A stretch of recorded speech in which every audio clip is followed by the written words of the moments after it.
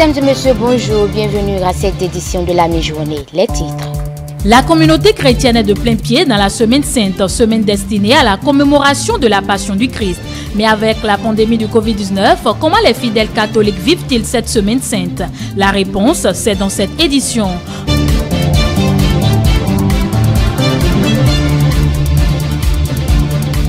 Rencontre ce jeudi entre les ministres de la Santé, de l'Économie et des Finances et les pharmaciens du Bénin. Il a été ordonné de façon ferme aux pharmaciens de vendre les masques subventionnés à 200 francs CFA.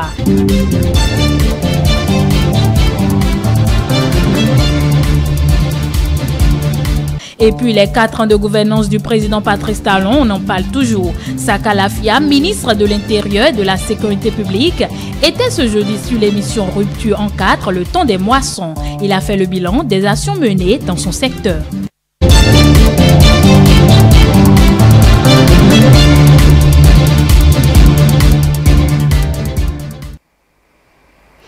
En prélude à la Pâque, les chrétiens catholiques célèbrent la Semaine Sainte, un moment de recueillement et de réminiscence de la passion de Jésus-Christ qui s'est offert en Holocauste. Que savent les fidèles catholiques du Vendredi Saint? Élément de réponse dans cet extrait. Pour un chrétien catholique comme moi, le Vendredi Saint nous rappelle la passion de Jésus-Christ. La passion de Jésus-Christ en ce sens où nous pourrons toutefois dire en bref que ça nous résume un peu la vie passée de Jésus-Christ, de comment il a souffert dans le temps pour pouvoir nous sauver du péché, pour pouvoir nous délivrer des mal de ce monde. Et parlant des mal de ce monde, nous pouvons toutefois citer le virus qui nous embête en ces temps-ci. Vous voyez, je veux parler du virus Corona qui embête un peu le monde entier. Donc, le Seigneur Jésus-Christ, il a déjà fait les premiers pas pour pouvoir nous sauver de beaucoup de choses. Même si ce virus également arrive, bon, nous pouvons dire que ça va faire également son temps. Puisque, comme tous nous le savons, tout est déjà décrit dans la Bible. Et nous savons déjà que cela allait arriver. Le saint, c'est ce qui appartient à Dieu. En ce jour précis, un seul message. La foi en Jésus-Christ. La foi en Jésus-Christ. Parce que le début et le commencement, c'est Jésus-Christ. Donc nous devons avoir la foi en Jésus-Christ de Nazareth. C'est lui le sauveur, le seul sauveur c'est Jésus-Christ. Dans la Semaine Sainte, dans toute église catholique d'ailleurs, on couvre les images saintes juste pour nous faire savoir que nous sommes dans une semaine de deuil.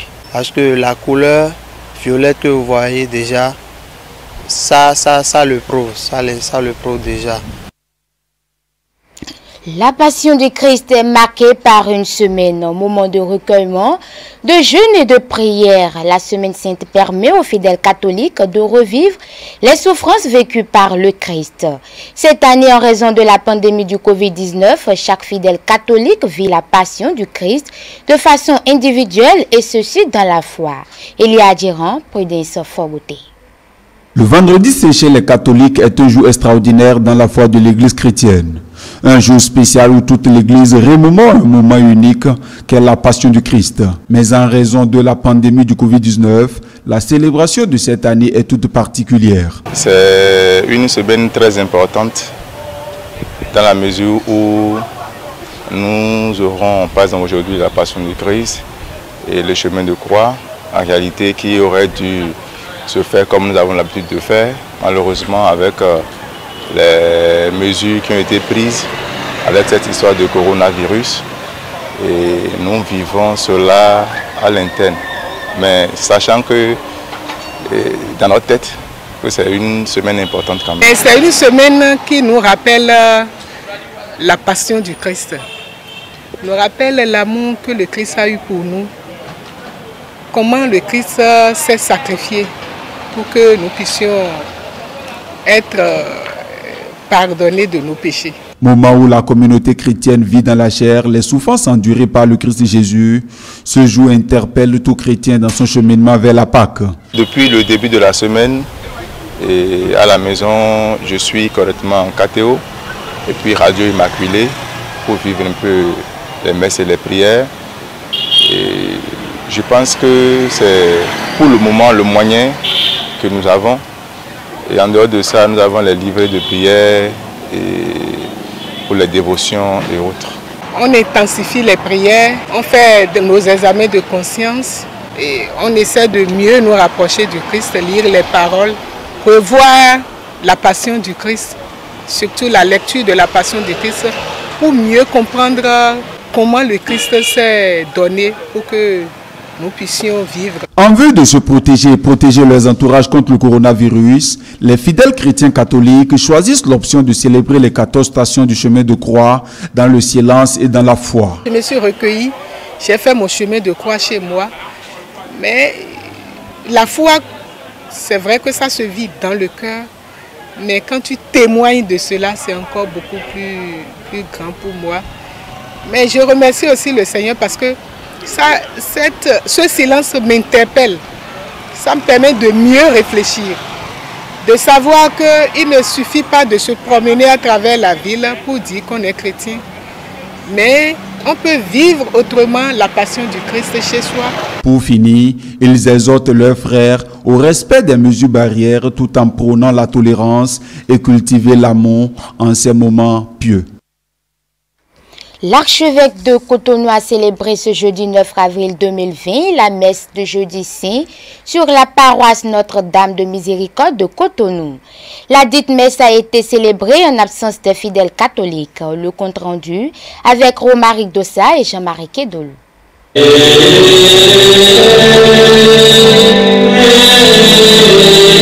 Spéciale messe de jeudi saint à la cathédrale Notre-Dame de Miséricorde de Cotonou. Pas de fidèles à l'intérieur de l'église. La communauté catholique célèbre à travers ce jour la très sainte scène du Seigneur Jésus-Christ. Un moment qui rappelle l'institution de l'Eucharistie et du sacerdoce ministériel. Pour nous chrétiens, disciples du Christ, nous ne saurions être fidèles à notre vocation chrétienne si nous ne sommes pas animés de l'amour qui nous porte à nous engager pour les autres en vue de l'anéantissement du mal qui met en péril leur vie. Oui, un amour exprimé en ces termes. Dieu a tant aimé le monde qu'il a donné son Fils unique afin que quiconque croit en lui ne se perde pas, mais ait la vie éternelle. Jean chapitre 3, verset 16. L'archevêque de Cotonou, dans son homélie, affirme que l'Église nous révèle à travers ce jour le sens profond de l'amour miséricordieux de Dieu pour l'humanité. Selon lui, cet amour est constitué de 3 choses fondamentales: la lutte contre le péché, le don total de soi et le service tel que Jésus nous en donne l'exemple à travers le lavement des pieds de ses disciples. Le drame du coronavirus nous aura appris que c'est en acceptant de nous décentrer de nous-mêmes dans un esprit de solidarité marqué par l'amour oblatif que nous pourrons œuvrer pour le salut du monde. Faire comme Jésus en lavant les pieds les uns des autres dans nos relations interpersonnelles au sein des communautés que nous formons. Ce qui prime, c'est l'attention à l'autre, le bien commun à préserver et à sauvegarder à tout prix. Ce souci des autres et du bien commun exige de nous humilité, détachement, abnégation. C'est aussi l'occasion pour l'archevêque de Cotonou, Monseigneur Roger Humbedi, d'inviter tout le peuple de Dieu au respect strict des mesures barrières prescrites par le gouvernement contre le Covid-19. Il y va de l'intérêt de tous. La pandémie du Covid-19 est le mal le plus pernicieux de notre temps. Ne pas suivre les mesures de restriction et de prévention exigées par nos États, c'est prêter le flanc au mal, voire manquer de charité envers les autres. Demandons au Christ la grâce d'être animés de son amour, de façon à pouvoir nous décentrer de nous-mêmes, nous décentrer de nos égoïsmes pour nous livrer corps et âme dans la recherche de la paix, de l'unité et de tout ce qui peut aider notre humanité à se reconstruire et à construire sa cohésion autour du Christ, qui nous accorde cette grâce, lui qui vit et règne maintenant et pour les siècles des siècles. Rencontre ce jeudi entre les membres du gouvernement et les pharmaciens du Bénin. L'objectif est d'échanger sur les nouvelles mesures gouvernementales en ce qui concerne la lutte contre la pandémie du coronavirus. L'accent a été mis particulièrement sur la vente des masques de protection. Monro Fabiola Boussari pour le point. C'est une rencontre de mise en garde et de rappel à l'ordre à l'endroit des pharmaciens. Le gouvernement n'entend pas tolérer une quelconque exagération dans la vente des masques qu'il a lui-même subventionnés et qui doivent être vendus au prix forfaitaire de 200 francs CFA. Il est constaté que certaines officines vendent ces masques à des prix élevés. Mieux, elles cèdent des masques de fabrication artisanale. Aucun stock de masques différent du cache-nez cameux ne devrait être disponible dans les officines. Et aujourd'hui, ce n'est pas le cas. Autant nos concitoyens peuvent se protéger avec des moyens de fortune, autant il est inacceptable que vous puissiez être les acteurs de cette session. Parce que l'image que vous transposez n'est pas une image de ce que vous devez refléter normalement. Vous n'êtes pas des commerçants, avant toute chose. Vous êtes des hommes de la médecine. L'ultimatum a été donné pour qu'à partir de ce jeudi 9 avril 2020 à 18 h, qu'aucun masque ne soit vendu à un prix excédant 200 francs CFA. Ceux qui ne respecteront pas la décision s'exposent à des sanctions conformément à 2 infractions. Refus de vente et majoration illicite de prix. Ces 2 infractions peuvent recevoir des sanctions assez lourdes. À titre d'exemple, les sanctions pour le refus de vente peuvent aller de 500 000 à 100 millions de francs CFA. Donc il y a des sanctions principales et des sanctions accessoires. Et des peines privatives de liberté pouvant aller de 3 mois à 5 ans. En dehors donc de ces sanctions principales, il y a des peines complémentaires qui peuvent être appliquées. Il y a d'abord la mise sous séquestre des biens du condamné à concurrence des sommes à garantir. Il y a l'interdiction temporaire ou définitive d'exercer toute activité professionnelle. Il y a la vente aux enchères du fonds de commerce. Et pour que ces sanctions-là ne soient pas appliquées, il faut que chacun respecte son engagement, chacun respecte son serment.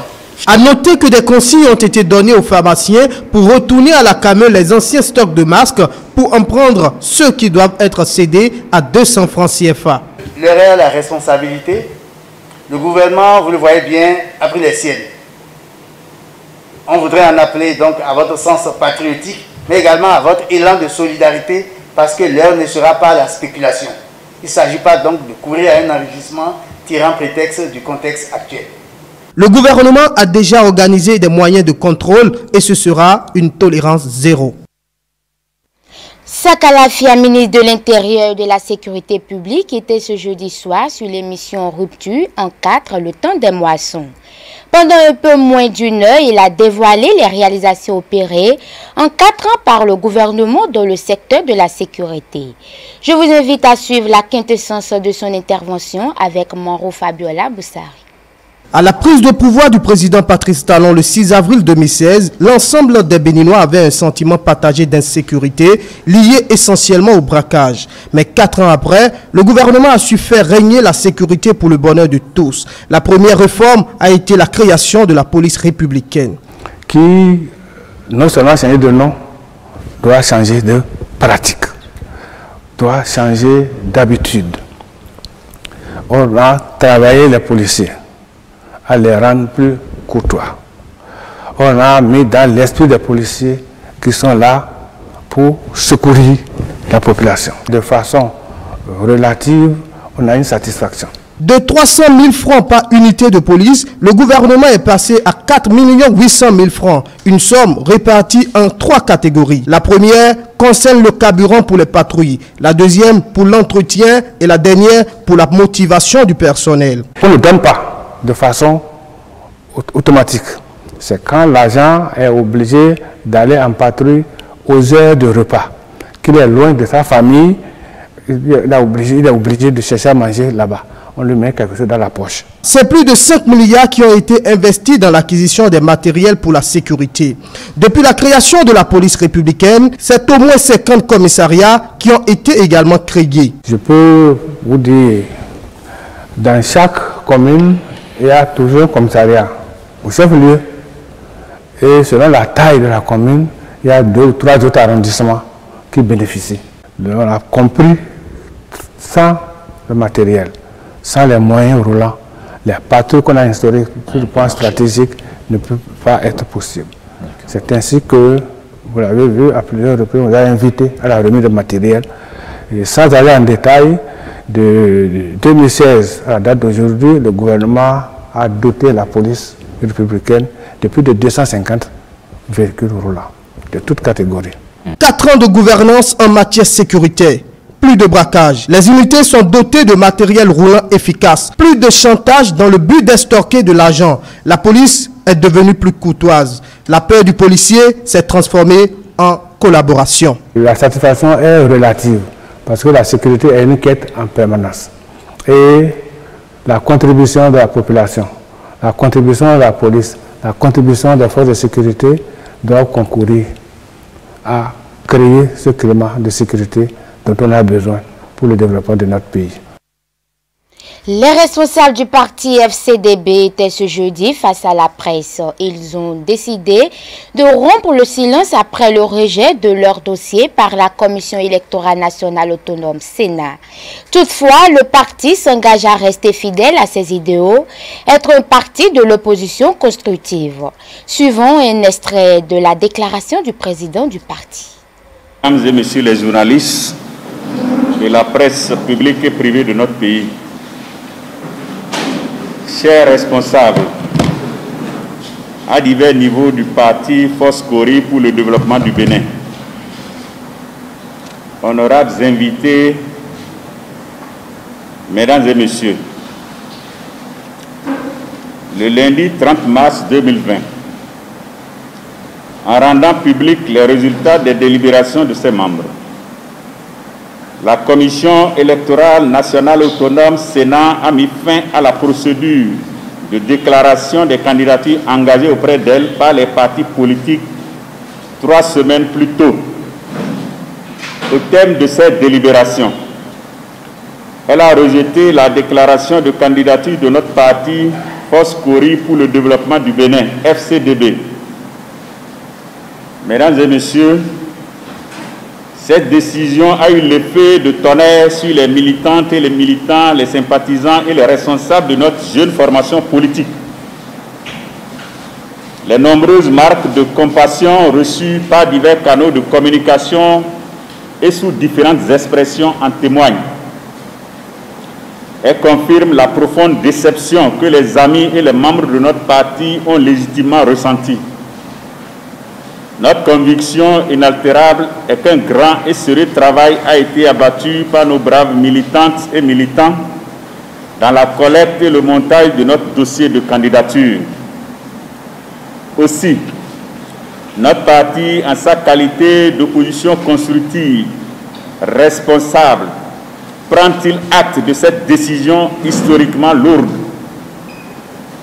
Néanmoins, même s'il n'est plus besoin de le dire, nous voulons néanmoins rappeler que notre parti, Foscori pour le développement du Bénin, est à ce jour le seul parti politique qui s'est ouvertement réclamé de l'opposition constructive et qui s'impose progressivement et méthodiquement comme tel dans l'arène politique nationale. Ici et maintenant, nous réaffirmons solennellement ce choix politique et prenons l'engagement d'y rester courageusement fidèles à nos idéaux. Et pour finir, le secrétaire exécutif national de la force Corée pour un Bénin émergent, FCBE, donne la raison probable de la démission de Boni Yaye. Paul Nkwe a confié au journal en ligne Banuto que c'est une histoire de 18 millions de francs CFA qui serait à la base du départ de l'ex-chef de l'État. Une affaire de financement refusée pour le paiement de la caution de ce parti au communal 2020. Mathieu Boukro. Le départ de l'ex-président de la République, Boni Yaye du parti FCBE, Force Corée pour un Bénin émergent, semble être connu. Selon le site d'information en ligne Banuto, c'est une histoire de 18 millions de francs CFA qui serait la raison principale de sa démission.